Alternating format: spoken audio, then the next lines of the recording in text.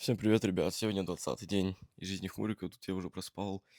Бегу, одеваюсь, собираюсь и еду на метро. Сегодня мне делает свидание Маша, она меня позвала в картинг. Я не знал об этом, а только приехал, покатались, короче. Очень было классно.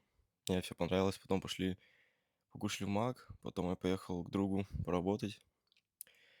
Тут мы, короче, поработали, потом выходим, показываю вам окрестности Парижа.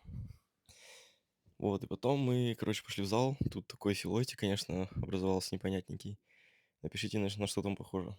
Тут я потренил, часок потренил, и потом мы поехали с девушкой ко мне домой. Вот, приехали, начали смотреть Элвина и Бурундуки, потом пошли в баньку, покушали, и там уже пошли спать. Всем спасибо за просмотр, всем спокойной... Ой, всем